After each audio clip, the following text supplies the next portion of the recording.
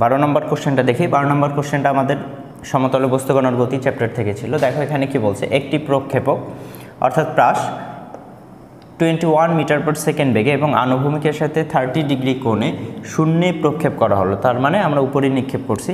এটির পাল্লা, সর্বাধিক উচ্চতা এবং 2 সেকেন্ড পরে তার বেগ এবং অবস্থান কত হবে সেটা বের করতে হবে। 4টা কোশ্চেন করছে আমাদের এখানে। প্রথম যেটা সেটা হচ্ছে এটির পাল্লা কত হবে, অর্থাৎ আনুভূমিক পাল্লা কত হবে সেটা বের করতে হবে। সেকেন্ড যেটা বলছে সেটা হচ্ছে সর্বাধিক উচ্চতাটা কত হবে সেটা বের করতে হবে। 3 নম্বর যেটা হচ্ছে সেটা হচ্ছে 2 সেকেন্ড পরে বেগ এবং অবস্থান বের করতে হবে। টোটাল 4টা কথাবার্তা বলছে। তো আমরা প্রথমে পাল্লা বের করি। পাল্লার ফর্মুলা আমরা কি জানি, আর equal v not square sine two alpha divided by g. Alpha হচ্ছে কত কোণে নিক্ষেপ করতেছি, ভি নট হচ্ছে আদিবেগ কত, জি তো আমরা জানি। তো এই ক্ষেত্রে আমাদের মানটা জাস্ট বসাই দিলে যা হবে সেটাই অ্যান্সার। ভি নট স্কোয়ার মানে কত, 21 square sine of 2 alpha, alpha ছিল 30 ডিগ্রি, 2 আলফা মানে হচ্ছে 60 ডিগ্রি, ডিভাইডেড বাই জি এর মান হচ্ছে 9.8।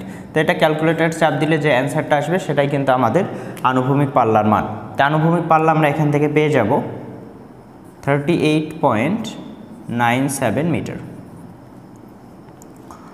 2 নম্বরে আমাদের বলছে সর্বাধিক উচ্চতাটা নির্ণয় করতে হবে। সর্বাধিক উচ্চতার ফর্মুলা আমরা কি জানি, v not square sine square alpha divided by 2g। এই ফর্মুলা জাস্ট মান বসাই দিয়ে ক্যালকুলেশন করতে হবে। ভি নট স্কোয়ার মানে কত, 21 স্কোয়ার সাইন অফ আলফা এর মান 30, টোটালটার উপর স্কোয়ার ডিভাইডেড বাই 2 ইন্টু 9.8। আবার ক্যালকুলেটর চাপ দিলে আমরা এটার অ্যান্সার পাবো 5.625 মিটার। তো আমরা 2টা অ্যান্সার পেয়ে গেলাম। এখনও আমাদের বাকি 2টা কাজ আছে। একটা হচ্ছে 2 সেকেন্ড পরে তার বেগ কত হবে এবং 2 সেকেন্ড পরে তার অবস্থান কোথায় হবে সেটা। তো আমরা একটু যদি প্রাসের কথাবার্তা বলি, দেখো এটা হচ্ছে আমার কোনো একটা বস্তুকে নিক্ষেপ করতেছে, এটা তার গতিপথ। এখন এই বস্তুটাকে যখন আমরা নিক্ষেপ করতেছি তখন এর একটা আনুভূমিক বরাবর বেগ থাকে এবং উল্লম্ব বরাবর বেগ থাকে। এই আনুভূমিক বরাবর বেগটা হচ্ছে v naught cos of alpha, এটা হচ্ছে আমার ভি নট। এই যে v naught cos of alpha এটা হচ্ছে আনুভূমিক বরাবর তার উপাংশ কতটুকু সেটা। এখন তুমি যদি প্রাসের যে কোনো পয়েন্ট চিন্তা করো, সকল পয়েন্টে তার যে আনুভূমিক বেগটা, এই বেগটা কনস্ট্যান্ট থাকে। তাহলে এই পয়েন্টেও তার আনুভূমিক বেগের উপাংশ হচ্ছে কত, ভি নট কজ আলফা। এই পয়েন্টে হচ্ছে ভি নট কজ আলফা, এই পয়েন্টে হচ্ছে কত, ভি নট কজ আলফা। তাহলে আমরা যদি এই গতিপথের কথা বলি, গতিপথের যে কোনো পয়েন্টে বেগটার আনুভূমিক উপাংশ হচ্ছে v naught cos of alpha বা থিটা। তো এখন এইখানে আমরা কি বের করতে চাচ্ছি বলো তো, এখানে আমরা 2 সেকেন্ড পরে তার বেগ কত সেটা বের করতে চাচ্ছি। এখন 2 সেকেন্ড পরে ধরে নিলাম প্রাসটা এখানে আসছে, এখানে আসলে তার এই বরাবর একটা বেগ থাকবে, এই বরাবর একটা বেগ থাকবে। তাহলে 2 সেকেন্ড পরে এইখানে এই বেগ বের করে তার যে লব্ধি হবে সেটাই কিন্তু আমার কাঙ্ক্ষিত বেগ। তাহলে আমাকে 2 সেকেন্ড পরে তার আনুভূমিক বেগ বের করতে হবে, উল্লম্ব বেগ বের করতে হবে। তো আমরা একটু আগেও বললাম যে আনুভূমিক বরাবর এই বেগটা যা আদিতে যা ছিল সেটাই, এবং উল্লম্ব বরাবর বেগটা একটু চেঞ্জ হবে, আমরা মানটা বের করব। তো আমরা এবার আসি 2 সেকেন্ড পরে বেগ নির্ণয়ে। 2 সেকেন্ড পর আনুভূমিক বেগ কত হবে, ধরে নিলাম আনুভূমিক বেগ হচ্ছে vx, এটা হবে v naught cos of alpha equal 21 cos of 30, 18.187 metre per second. একইভাবে আমরা উল্লম্ব বেগটা বের করে নেই। উল্লম্ব বেগ vy ইকুয়াল, দেখো আমরা বেগের ফর্মুলা জানি, v equal u minus gt, যেহেতু এটা উপর দিকে নিক্ষিপ্ত বস্তু। এখানে আমরা লিখতে পারি ভি ওয়াই ইকুয়াল, এখানে বলতেছি ইউ মানে আদিবেগ, তাহলে উপরের দিকে আদিবেগ কত তার, v not sine of alpha. তো এখানে আমরা লিখতে পারি v not sine of alpha minus g t, g কত 9.8, বা আমরা এখানে জি লিখি into t. V not sine alpha minus g t, এটা আমরা বের করতে চাচ্ছি। এখানে জাস্ট মান বসাই দাও, 21 সাইন অফ 30 মাইনাস জি এর মান হচ্ছে 9.8, টি এর মান যেহেতু 2 সেকেন্ডে বেগ বের করতে চাচ্ছি 2। এটা ক্যালকুলেশন করো, ক্যালকুলেটর চাপ দিলে এটার মান যা দিবে সেটা হচ্ছে আমার উলম্ব বরাবর বেগ। তো প্রথমে আমরা আনুভূমিক বরাবর বেগটা বের করছি, সেটার মান হচ্ছে এটা, এবং উলম্ব বরাবর বেগ বেরোর জন্য আমরা এই ফর্মুলার দিকে একটু তাকাইতে পারি। V equal u minus gt. U হচ্ছে আদিবেগ, ভি হচ্ছে আমার ওই সময়ের পর তার শেষ বেগ কত। তো এখানে আদি বেগ হচ্ছে আমার ওয়াই অক্ষ বরাবর উপাংশ হচ্ছে v not sine alpha minus gt. এখানে আমরা সব মান বসাই দিছি, মান বসাই দিলে ক্যালকুলেটর চাপ দিলে দেখবা যেখানে আসবে -9.1 মিটার পার সেকেন্ড। এটা বলতে আসলে কি বোঝায়, এটা বলতে আসলে বোঝায় বস্তুটার বেগ হচ্ছে নিচের দিকে, সেটা উপরের দিকে না। তো 2 সেকেন্ড পরে দেখা যাচ্ছে বস্তুটা নিচের দিকে নামতেছে।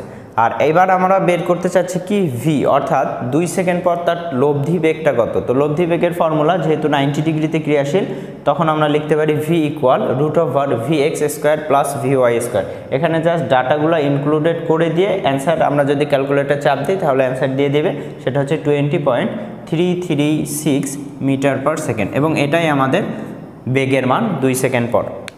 আমরা লাস্টটা দেখি, সেটা হচ্ছে 2 সেকেন্ড পর তার অবস্থানটা কত হবে। 2 সেকেন্ড পর অবস্থান বের করতে গেলে আমরা দেখতেই পাচ্ছি 2 সেকেন্ড পর বস্তু কিন্তু দুই দিকে সরে যাবে, যেহেতু দ্বিমাত্রিক গতি। ওয়াই অক্ষ বরাবরও কিছুটা যাবে, আবার এক্স অক্ষ বরাবরও সামনের দিকে যাবে। আর শুরুতেই আমরা বলে নিছি এক্স অক্ষ বরাবর তার যে বেগটা আনুভূমিক উপাংশ যেটা, সেটা হচ্ছে কত, সমবেগ, সবসময় সেম আছে। তো সমবেগে যদি যায় আমরা ধরে নিচ্ছি যে সামনের দিকে আনুভূমিক বরাবর তার অতিক্রান্ত দূরত্ব কত। সমবেগ যেহেতু ভিটি ফর্মুলা জানি, কিন্তু এখানে ভি বলতে আসলে কি বোঝাচ্ছি, সমবেগে যে যাচ্ছে বেগটা কত, সেটা হচ্ছে ভি নট কজ আলফা। তো এখানে আমরা লিখতে পারি v naught cos of alpha into কি লিখতে পারি, টি, 2 সেকেন্ডে অতিক্রান্ত দূরত্ব। মান বসাই দাও 21 কজ অফ 30 ইন্টু 2। এটা ক্যালকুলেশন করলে আমরা একটা মান পাবো, ক্যালকুলেটর চাপ দিলে এটার মান দিয়ে দেবে।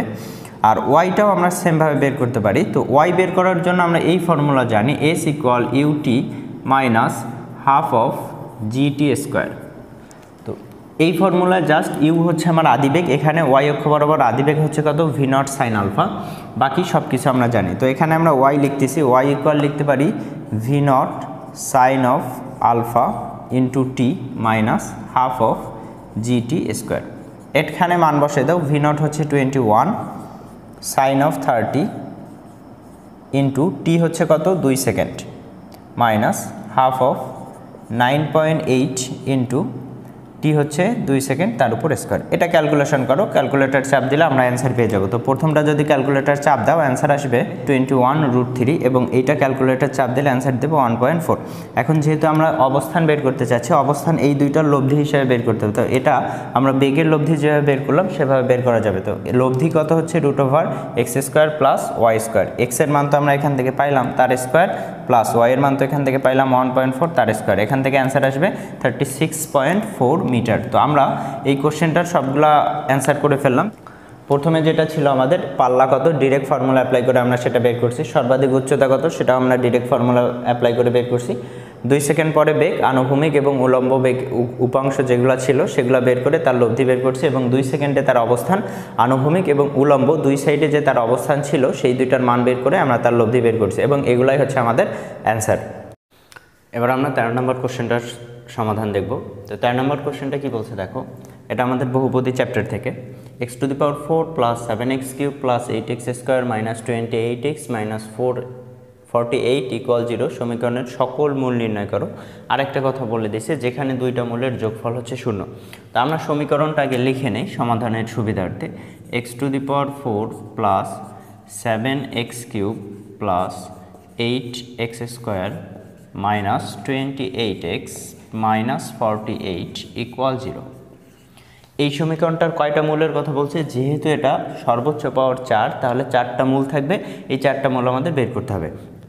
আমরা এখান থেকে ধরে নিচ্ছি যে 4টা মূলের কথা বলছে, একটা মূল হচ্ছে আলফা, আর একটা মূল হচ্ছে মাইনাস আলফা। কেন মাইনাস আলফা ধরছি, ওরা যে বলে দিচ্ছে দুইটা মূলের যোগফল 0, তাই একটা যা ধরছি আর একটা পজিটিভ আর একটা নেগেটিভ ধরছি।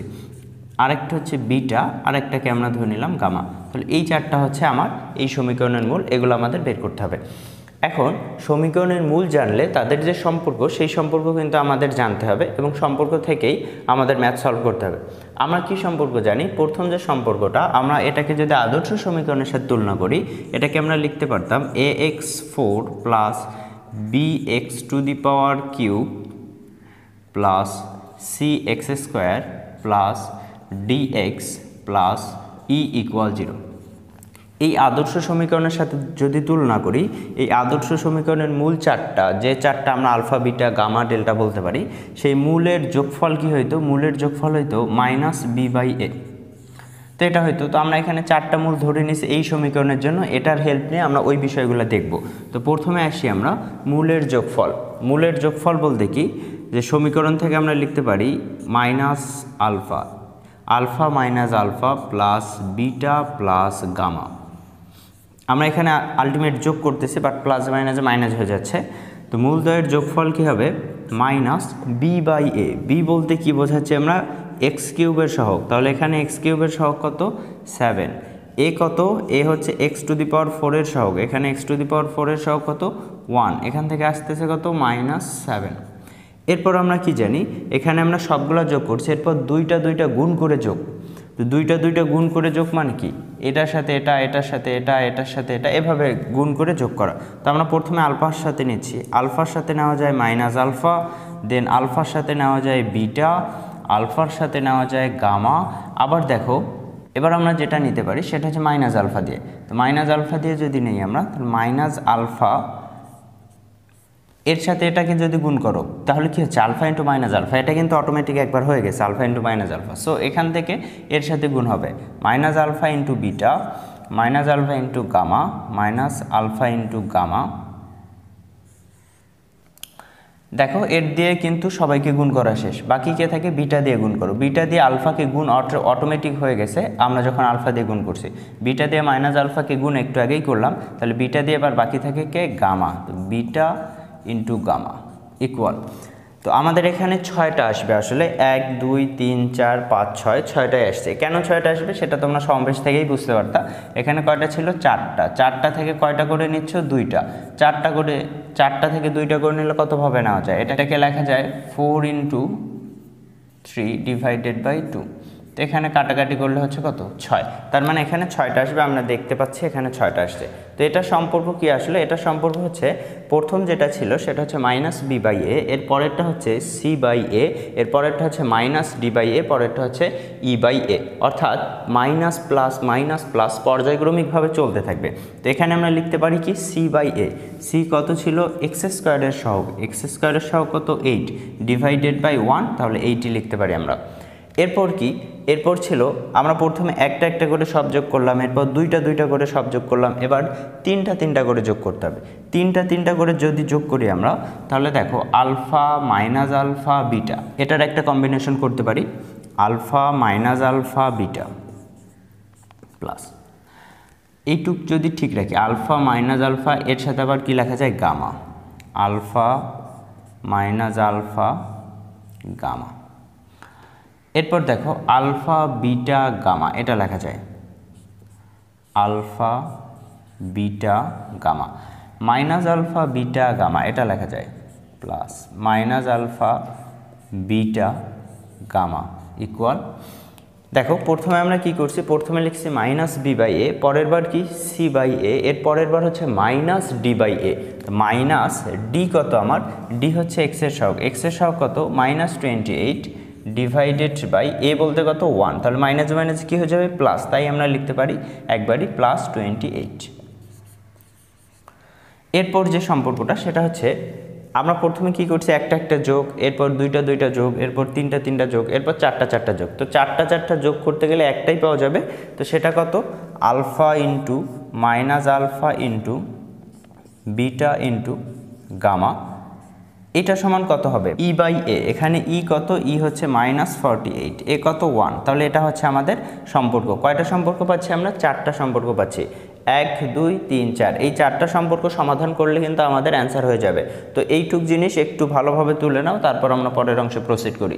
আমরা একটু এই লাইনটাকে সিম্পলিফাই করি। দেখো আলফা ইন্টু মাইনাস আলফা মানে কি, মাইনাস আলফা স্কোয়ার বিটা হবে। তো আমরা লিখি মাইনাস আলফা স্কোয়ার বিটা, এরপর এটা যদি গুণ করি মাইনাস আলফা স্কোয়ার গামা হবে, মাইনাস আলফা স্কোয়ার গামা, এখানে যা আছে তাই, প্লাস আলফা বিটা গামা, আর ওখানে হবে minus alpha beta gamma equal 28। আর এই সম্পর্কটা একটু লিখি, এটা কত হবে, minus alpha square beta gamma equal -48। দুই সাইড থেকে মাইনাস বাদ দিলে হবে alpha square beta gamma equal 48। তো আমরা এইখান থেকে জাস্ট যে যে বিষয়গুলো আমাদের লাগবে, এই তিনটা জিনিস লাগবে আমাদের, তাই এই তিনটা লিখলাম। আর এই যে মাঝখানেরটা ছিল, এই সম্পর্কটা আমাদের সলভ করার জন্য লাগবে না, তাই আমরা সেটা নিচ্ছি না। যেগুলো লাগবে আমরা সেগুলো নিলাম। এখান থেকে আমরা কি লিখতে পারি দেখো, আলফা মাইনাস আলফা এটা কত, 0 হবে। তাহলে লেখা যায় বিটা প্লাস গামা ইকুয়াল -7। আবার এইখানে দেখো কি alpha plus alpha beta gamma minus alpha beta gamma, এই দুইটা ক্যান্সেল আউট, থাকে কি এইটা। এখান থেকে কি কমন নেওয়া যায়, মাইনাস আলফা স্কোয়ার কমন নেওয়া যায়। তাহলে হবে বিটা প্লাস গামা ইকুয়াল কত, 28। এবার বিটা প্লাস গামা এর মান কত, -7, বসাই দাও। Minus alpha square -7 equal 28। তো দুই সাইডে আমরা কি করতে পারি, মাইনাস মাইনাস প্লাস হয়ে যাবে, 7 দিয়ে ভাগ দিতে পারি। Alpha square equal 28/7 equal 4। Alpha সমান তাহলে কত আসবে, +-2। তাহলে আমরা মান পেয়ে গেলাম। আলফা এর মান যদি +2 হয়, মাইনাস আলফা এর মান হচ্ছে কি, -2। আলফা এর মান যদি -2 হয়, মাইনাস আলফা এর মান হচ্ছে কি, +2। তাহলে আমরা এখান থেকে আলটিমেট দুইটা রেজাল্ট পাইলাম। একটা মূল হবে +2 আর একটা হচ্ছে -2, এটা পেয়ে গেলাম। এরপর আলফা এর মান যে আমরা পেয়ে গেলাম, আমরা যে লাস্টের সম্পর্কটা দেখতেছিলাম, এই সম্পর্কে জাস্ট আলফা এর মানটা একটু বসাই দেই।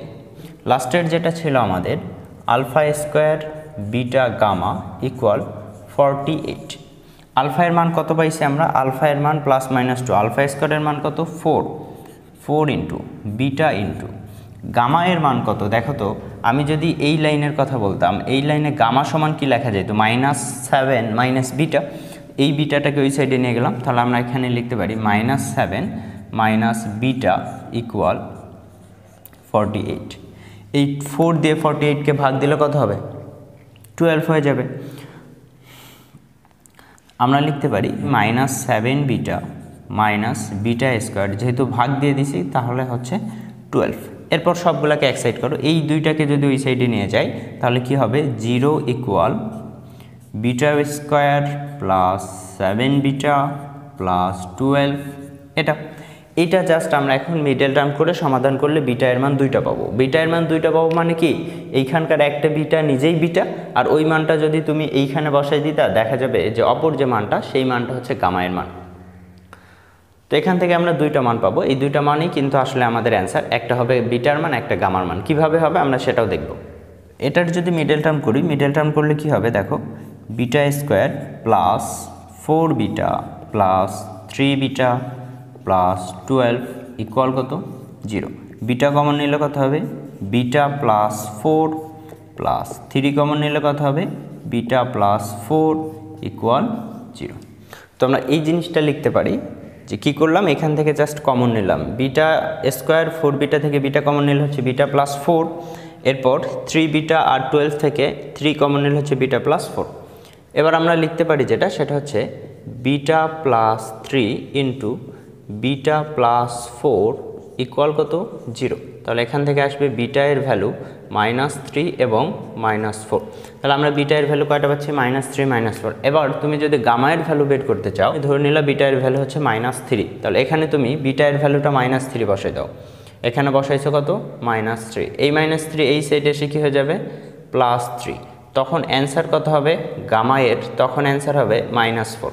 এবার তুমি যদি -4 বসাইতে তখন গামা এর অ্যান্সার আসতো -3। অর্থাৎ এই দুইটাই অ্যান্সার, একটা হবে আমার বিটা আর একটা হবে কি গামা। আমরা কিন্তু 4টা সমাধান পেয়ে গেছি।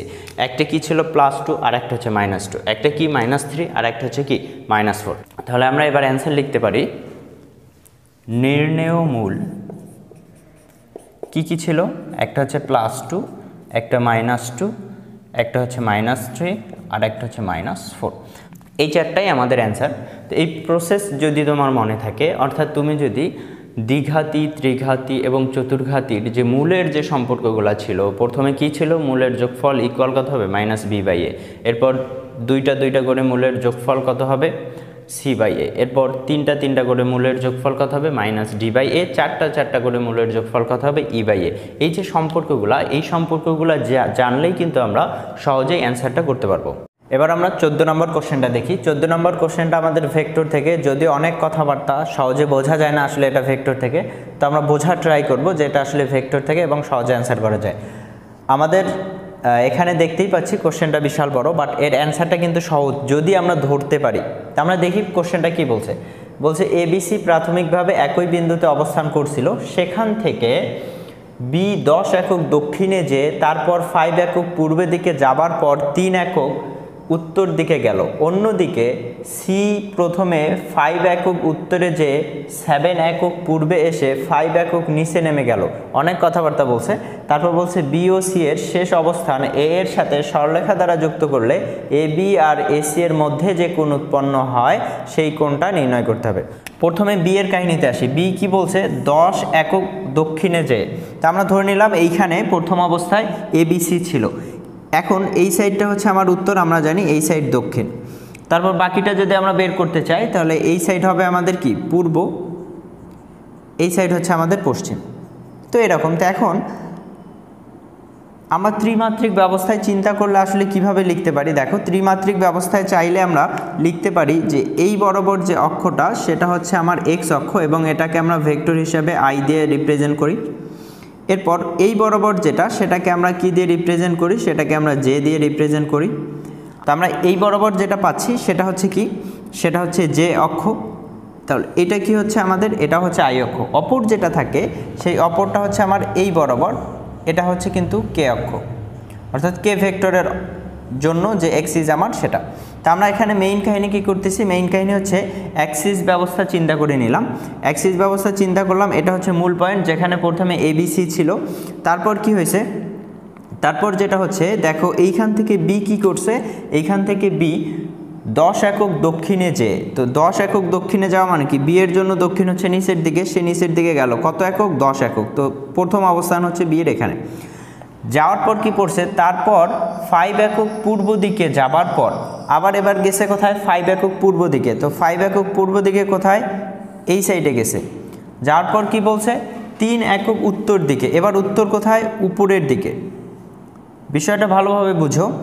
তো এইখানে আমরা ডিরেক্টলি এভাবে না লিখে যেহেতু অ্যাক্সিস ব্যবস্থায় চিন্তা করতেছি, তাহলে আমরা প্রথমে দেখলাম যে দক্ষিণ দিকে নেমে আসছে, তারপর কি করছে এই বরাবর সামনে গেছে, আর অপরটা কি, অপরটা হচ্ছে উত্তর দিকে গেছে। এখন উত্তর দিকটাকে আমরা এবার এভাবে লিখতেছি যে সে এভাবে গেছে, যেহেতু আমরা অ্যাক্সিস ব্যবস্থার সাথে মেলানোর ট্রাই করতেছি। তাহলে সে নামলো কত, সে নামলো হচ্ছে 10, সামনে গেল কত, সামনে গেল হচ্ছে 5, এবং আবার গেছে কত, আবার হচ্ছে 3। তাহলে এই যে পয়েন্টটা, এই পয়েন্টটা কিন্তু 3টা অক্ষ ব্যবস্থায় চলে গেছে। যেহেতু প্রথমটা নিচের দিকে নামছে, এটা -10 যে আই বরাবর পজিটিভ দিকে গেছে, কত একক গেছে, 5 একক প্লাস 5i, এবং কে বরাবর উপরের দিকে গেছে মানে পজিটিভ গেছে, কত একক, 3 একক প্লাস 3k। এইটা কিন্তু আমার বি যে ভেক্টর বা বি যে বস্তুটা তার অবস্থান, সেটা আমরা ভেক্টরের সাহায্যে প্রকাশ করলাম।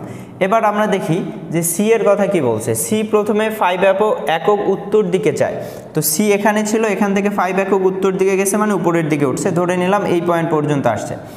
আসার পর কি বলছে 7 একক পূর্বে এসে, এখন পূর্ব দিকে গেছে কত, 7 একক, এই বরাবর উঠলো কত, 5, এই বরাবর গেল কত, 7। এরপর 5 একক নিচে নেমে গেল, এই পয়েন্ট থেকে সে 5 একক নিচে নামছে মানে আমরা জেড অক্ষ বরাবর চিন্তা করতেছি, তো এটা হচ্ছে এই বরাবর আসলো। এই পয়েন্টে এসে তার অবস্থান ভেক্টরটা কি হবে, আসলে প্রথমে কি করছি আমরা যদি এক্স অক্ষ ওয়াই অক্ষের কথা চিন্তা করি, দেখো যে অক্ষে আমার আই নির্দেশ করতেছে সেই বরাবর পজিটিভ দিকে গেছে, তাই এখানে হচ্ছে 7i। এরপর ওয়াই অক্ষের কথা চিন্তা করি, অর্থাৎ যে বরাবর যে আছে সেই বরাবর সে কি করছে, সেই বরাবর দেখো সে উপরের দিকে উঠছে, এই যে উপরের দিকে উঠছে কত, 5 একক। উপরের দিকে ওঠা মানে কি, প্লাস হয়ে যাবে 7i প্লাস 5j। এরপর সে নিচের দিকে নামছে না, ওয়াই অক্ষ বরাবর, জেড অক্ষ বরাবর সে নিচের দিকে নামছে, তাই কি হবে, নেগেটিভ হবে। কত নিচে নামছে সে, আমরা এখানে দেখতে পাচ্ছি 5 একক নিচে নেমে আসছে, তো -5k। আমরা কিন্তু ভেক্টর ফর্মে লিখে ফেললাম। কাকে লিখে ফেলছি, একটা হচ্ছে বি এর অবস্থানটা ভেক্টরের সাহায্যে লিখছি, আর কি করছি, সি এর অবস্থানটা ভেক্টরের সাহায্যে লিখছি। এখন এ কিন্তু এখানেই আছে, এ কোথাও যায়নি, তো এ এর ক্ষেত্রে আমাদের বলছে যে এই দুইটা যোগ করো এবং এই দুইটা যোগ করো, তাহলে মাঝখানের যে অ্যাঙ্গেলটা হবে সেই অ্যাঙ্গেলটা কত হবে, এটা আমাদের বের করতে হবে। অর্থাৎ তোমার এই ভেক্টর আর এই ভেক্টর, এই দুইটা ভেক্টরের অ্যাঙ্গেলটা কত হবে সেটা আমাদের বের করতে হবে। তো আমরা যেহেতু ভেক্টর বের করতে পারছি আর দুইটা ভেক্টরের মধ্যবর্তী কোণ বের করার ফর্মুলা থেকে আমরা এখানে কোণটা বের করে নিতে পারবো। কি ফর্মুলা ছিল আমাদের? cos থিটা ইকুয়াল যে দুইটা ভেক্টর ছিল তাদের ডট গুণফল উপরে। ভেক্টর আমাদের কি কি? বি ভেক্টর, সি ভেক্টর এবং নিচে হচ্ছে বি ভেক্টরের মান আর সি ভেক্টরের মান। এটা জাস্ট ক্যালকুলেশন করলে আমরা থিটা এর ভ্যালুটা পেয়ে যাব। বি ডট সি করা মানে কি? আই এর সহগ আই এর সহগ গুণ যোগ জে এর সহগ জে এর সহগ গুণ কে এর সহগ কে এর সহগ গুণ। তাহলে এখানে গুণ করলে হচ্ছে রুট ওভার, এটার মান যদি বের করতে চাই আমরা 49 plus 25 25 plus 25 into root over, এটার জন্য আসবে 100 প্লাস 25 প্লাস 9। তো এখানে আমরা cos থিটা সমান এইটা লিখতে পারি। এখন থিটা সমান কি লেখা যাবে? থিটা সমান cos ইনভার্স, এটা যদি ক্যালকুলেটর চাপ দাও তাহলে একটা মান দিবে, এখানে মানটা বসাই দিবা। তো থিটা এর মান আসবে 105.098 আমরা লিখতে পারি। তো এইটা যে মান পাচ্ছি সেটাই কিন্তু আমাদের ওই দুইটা রেখার মধ্যবর্তী অ্যাঙ্গেল ছিল। তো এটা কিন্তু কোশ্চেনটা অনেক বড় এবং কোশ্চেনটা বোঝা একটু টাফ। তাই আমরা কি করতেছিলাম? তাই আমরা কি অ্যাক্সিস ব্যবস্থায় দেখতেছিলাম যে আসলে যে এটা ভেক্টর টাইপে লেখা যায় সেটা। তো অ্যাক্সিস ব্যবস্থায় ভেক্টর টাইপে লিখে সহজ দুইটা ভেক্টর পাইছি। আর এই দুইটা ভেক্টরের মধ্যবর্তী কোণ বের করার ফর্মুলা তো আমরা জানি, জাস্ট সেই ফর্মুলা অ্যাপ্লাই করলেই আমরা কোণের মানটা পেয়ে যাই। এবারে আমাদের লাস্ট প্রবলেমটা হচ্ছে আমাদের যোগাশ্রী প্রোগ্রাম থেকে অনেক বড় কথা লেখা আছে, আমরা দেখতেই পাচ্ছি। তো এখানে কোশ্চেনটা কি বলছে আমরা একটু দেখি। বলছে মিস্টার রহমান ফল কেনার জন্য সর্বোচ্চ 130 টাকা ব্যয় করে কমপক্ষে 1 কেজি করে আপেল ও আঙ্গুর কিনতে চান। অর্থাৎ তিনি কমপক্ষে 1 কেজি, এর বেশিও কিনতে পারে, বাট 130 টাকার বেশি কখনোই খরচ করবে না, 130 টাকার মধ্যেই সব কিছু করবে। এরপর বলছে তিনি দোকানে যে দেখলেন তার টাকার মধ্যে তিনি সর্বোচ্চ 3 কেজি আঙ্গুর 4 কেজি আপেল। তো 130 টাকার মধ্যেই কি বলতেছে আমাদের 3 কেজি আঙুর এবং 4 কেজি আপেল, অথবা 2 কেজি আঙুর 7 কেজি আপেল কিনতে পারেন। দুইটা কাহিনী বলছে। তিনি চাইলে 3 কেজি আঙুর 4 কেজি আপেল কিনতে পারেন, তিনি চাইলে ওই টাকায় 2 কেজি আঙুর 7 কেজি আপেল কিনতে পারেন। এরপর আমাদের বলছে তার ওই টাকার মধ্যে সর্বোচ্চ কত ওজনের ফল কিনতে পারবেন। তাহলে তিনি তার ওই টাকার মধ্যে অর্থাৎ 130 টাকার মধ্যে সর্বোচ্চ কত ওজনের ফল কিনতে পারবেন, এটা আমাদের বের করতে হবে। তো প্রথমে আমরা যে কাজটা করব সেটা হচ্ছে আমরা ধরে নেই প্রতি কেজি আঙ্গুরের মূল্য হচ্ছে এ এবং প্রতি কেজি আপেলের মূল্য হচ্ছে বি। আমরা এ ধরে নিচ্ছি, এ কি? প্রতি কেজি এ ধরে নিচ্ছি প্রতি কেজি আঙ্গুরের মূল্য এবং বি ধরে নিচ্ছি প্রতি কেজি আপেলের মূল্য। প্রথম কেজে তিনি কি করছে? 3 কেজি আঙ্গুর কিনছে। তো 3 কেজি আঙ্গুর মানে আমরা লিখতে পারি 3a, যেহেতু 1 কেজি কত? এ পরিমাণ টাকা, আর আপেল 1 কেজি কত? বি পরিমাণ টাকা। তাহলে যেহেতু 3 কেজি আঙ্গুর কিনছে তাহলে মোট টাকা কত হবে? 3a প্লাস, তারপর 3 কেজি আঙুরের সাথে 4 কেজি কি কিনছে? আপেল কিনছে। তো 4 কেজির জন্য মোট খরচ হবে বা মোট ব্যয় হবে কত? 4b। তো এটা কি হবে? এইটা হচ্ছে আমার 130 টাকার টোটাল খরচ হবে। 3 কেজি আঙ্গুর কিনতেছে, 4 কেজি আপেল কিনতেছে এবং প্রত্যেকের মূল্য যদি হয় 3 কেজি আঙ্গুরের মূল্য হচ্ছে 3a এবং 4 কেজি আপেলের মূল্য হচ্ছে 4b, এটার টোটাল মূল্য কত হবে? 130। এটা একটা পাইলাম। অথবা তিনি কি করতে পারতেন? 2 কেজি আঙ্গুর কিনতে পারতেন এবং 7 কেজি আপেল কিনতে পারতেন। তো 2 কেজি আঙ্গুরের টোটাল মূল্য কত হবে? 2a এবং 7 কেজি আপেলের টোটাল মূল্য কত হবে? 7b। এটাও কত হবে? 130। এই দুইটা যদি আমরা সমাধান করি তাহলে কিন্তু প্রতি কেজি আঙ্গুর এবং প্রতি কেজি আপেলের মূল্য এখান থেকে পেয়ে যাব। তো সমাধান করার জন্য আমরা কি করতে পারি? ক্যালকুলেটর ইউজ করতে পারি অথবা আমরা অপনয়ন পদ্ধতি ইউজ করতে পারি। তো নিচেরটাকে আমরা 3 দিয়ে গুণ করি, উপরেরটাকে 2 দিয়ে গুণ করি। নিচেরটাকে 3 দিয়ে গুণ করলে এখানে হবে কত? 6a, এখানে হবে কত? 21b, এখানে হবে কত? 390। আর উপরেরটাকে আমরা 2 দিয়ে গুণ করতেছি। 2 দিয়ে গুণ করলে কত হবে? 6a, এখানে হবে 8b, এখানে হবে 260। তো এটা জাস্ট ক্যালকুলেশন করো, বিয়োগ করে দাও, মাইনাস মাইনাস মাইনাস, এটা ক্যান্সেল আউট। এখানে আমরা যদি যোগ বিয়োগ করি -21b প্লাস 8b আসবে -13b, আর এখানে যোগ বিয়োগ করলে আমাদের আসতেছে কত? -130। তো এখান থেকে আমরা বি এর মান পেয়ে যাব, দুই সাইড থেকে মাইনাস কাটো, 13 দিয়ে ওটাকে ভাগ দিলে বি এর মান হয়ে যাবে কত 10। তার মানে প্রতি কেজি আপেলের মূল্য কত আমাদের 10 টাকা। এরপর আমাদের কি বের করতে হবে, এরপর আমাদের আঙুরের মূল্যটা বের করতে হবে। তো শুরুতে আমাদের এখানে কি ছিল, এখানে ছিল 3A, এখানে ছিল 4B, 130 ছিল। এইখানে জাস্ট তুমি এবার বি এর মানটা বসাই দাও, বি এর মান বসাই দিলে কিসের মান পাবো আমরা, এ এর মান পেয়ে যাব, অর্থাৎ প্রতি কেজি আঙ্গুরের মূল্যটা আমরা পেয়ে যাব। বসাই দাও, বসাই দিয়ে দেখো কি আসে, 3A plus 4 × 10 equal 130, 3A equal 130 minus 40, 3A equal 90, A equal 30। তাহলে এ এর ভ্যালু পাচ্ছি আমরা 30, বি এর ভ্যালু হচ্ছে কত 10। এ কি ছিল, প্রতি কেজি আঙ্গুরের মূল্য, বি কি ছিল, প্রতি কেজি আপেলের মূল্য। তো আমরা এটা বের করলাম, প্রথম কেস শেষ আমাদের। এরপর আমাদের বের করতে বলছে আসলে কি, আমাদের বের করতে বলছে কত ওজনের ফল কিনতে পারবেন। এখন আমরা ধরে নেই যে আমাদের যে অভীষ্ট ফাংশন, সেই অভীষ্ট ফাংশন যেটা চাচ্ছে সেটা অভীষ্ট function z equal x plus y. দেখো কত ওজন আমাদের শুরুতেই কিন্তু বলে দিছে, কমপক্ষে হইলেও 1 কেজি করে কিনবে। তাহলে এক্সও 1 থেকে বড় অথবা 1 হইতে পারে, ওয়াইও 1 থেকে বড় অথবা 1 হতে পারে, এই বিষয়টা জানতে হবে আমাদের। আর এই অভীষ্ট ফাংশন বলতে কি বোঝাচ্ছে, আমরা ধরে নিচ্ছি এক্স হচ্ছে যে টোটাল সে কতটুকু আঙ্গুর কিনবে তার পরিমাণ, ওয়াই হচ্ছে টোটাল সে কতটুকু আপেল কিনবে তার পরিমাণ। এবার আমরা দেখতেই পাচ্ছি যে টোটাল যদি সে এক্স পরিমাণ কিনে তার মূল্য কতটুকু হবে আসলে। এখানে দেখো যে আমরা এ আর বি এর মান পেয়ে গেছি। এ এর মান ছিল আঙ্গুরের মূল্য 1 কেজির জন্য, বি কি ছিল, বি হচ্ছে আপেলের মূল্য 1 কেজির জন্য। তাহলে সে যদি এক্স কেজি আঙ্গুর কিনে তাহলে তার জন্য মূল্য কত হবে 30 × x, এবং ওয়াই কেজি আপেল কিনে তার জন্য মূল্য কত হবে ওয়াই × 10। এবং এই মূল্যটা অবশ্যই আমার কি হইতে হবে 130-এর মধ্যেই হইতে হবে, না হয় 130ই হবে, না হয় 130-এর থেকে কম হবে। তাহলে আমরা এবার যেটা লিখতে পারি সেটা হচ্ছে 30x plus 10y less than or equal 130। আমরা জাস্ট সমাধান করব। তো এইটাকে জাস্ট তুমি 10 দিয়ে ভাগ দিতে পারো। 10 দিয়ে ভাগ দিলে কি আসবে, 10 দিয়ে ভাগ দিলে আসবে আমাদের 3x প্লাস y 13। আমরা এখানে লিখতে পারি অসমতা বর্জন করে, অসমতা বর্জন করে প্রাপ্ত সমীকরণ।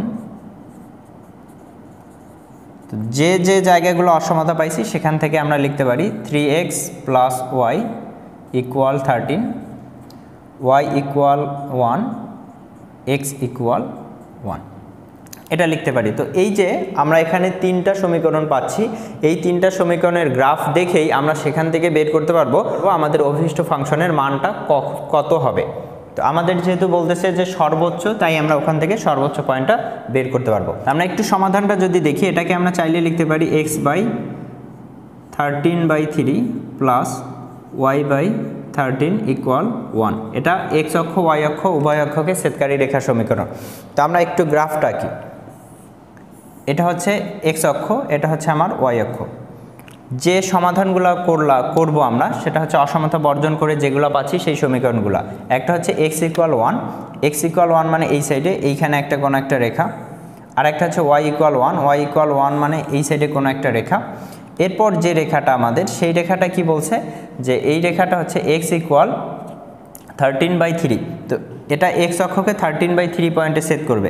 এটা কত 1 পয়েন্ট, কিন্তু 13/3 মানে কত হবে কমপক্ষে 4-এর থেকে একটু বেশি হবে। তো আমরা এখানে যেটা লিখতে পারি ধরে নিলাম সেই পয়েন্টটা হচ্ছে এখানে।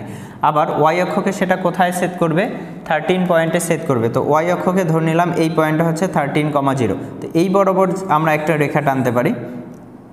তো চিত্রটা একটু ভালোভাবে আঁকা ট্রাই করি, দেখো। তো এখানে আমরা যে রেখাগুলো পাচ্ছি, এই রেখাটা কোনটা, এই রেখা হচ্ছে y ইকুয়াল 1, এই রেখা কোনটা, এই রেখা হচ্ছে x ইকুয়াল 1। আর এই যে রেখাটা, এই রেখাটা কোনটা, ওই যে লাস্টের যে রেখাটা আছে, আমি এটাকে 1 নম্বর দিয়ে এখানে লেখা একটু ঝামেলার, তো এটা লিখলাম আমরা। এখন তোমার মানটা কীরকম হবে সেটা দেখতে হবে। তো তার জন্য একটু অসমতার দিকে তাকাই। অসমতায় কি বলছে, এই রেখাটার মান 13 থেকে কি হবে ছোট হবে। 13 থেকে ছোট হওয়া মানে কি, তুমি একটু 0 0 চেক করে দেখো 0 0 কোন সাইডে হয়। তুমি যদি এখানে 0 বসাও তাহলে এটাও 0 এটাও 0, 0 কি 13 থেকে ছোট?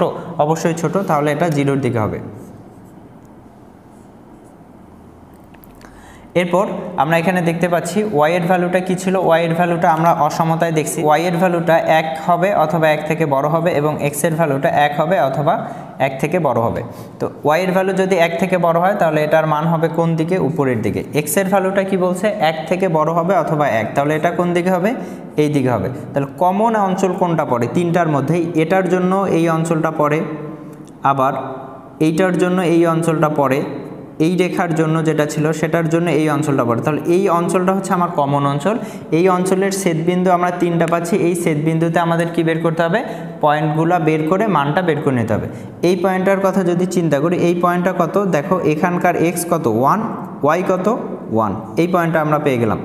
এই পয়েন্টটা কত? এই পয়েন্টের কোটি কিন্তু 1, যেহেতু কোটি 1 আর এই রেখাটার ছেদবিন্দু লাগবে আমার, এই রেখা এই রেখার ছেদবিন্দু, তাহলে কোটি 1 যদি আমরা এই রেখাতে বসাই দেই তাহলে কিন্তু ভুজটা পেয়ে যাব। কোটি 1 যদি আমরা এখানে বসাই দেই তাহলে ভুজের মান কত পাচ্ছি দেখো তো, এই 1 হবে এখানে 3x, এই 1টা ওই সাইডে গিয়ে হয়ে যাবে কত? মাইনাস, তাহলে 12, x ইকুয়াল কত আসবে? 4, তাহলে এই পয়েন্টটা হচ্ছে 4,1। এই পয়েন্টটা কত?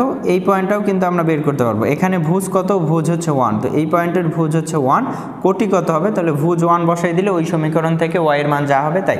তো এখানে ভুজ 1 বসাই দাও, 1 × 3 মানে কত? 3, এই 3টা ওই সাইডে বিয়োগ হয়ে গিয়ে কত হবে? 13 - 3 মানে 10, তো y এর ভ্যালু কত আসবে? 10।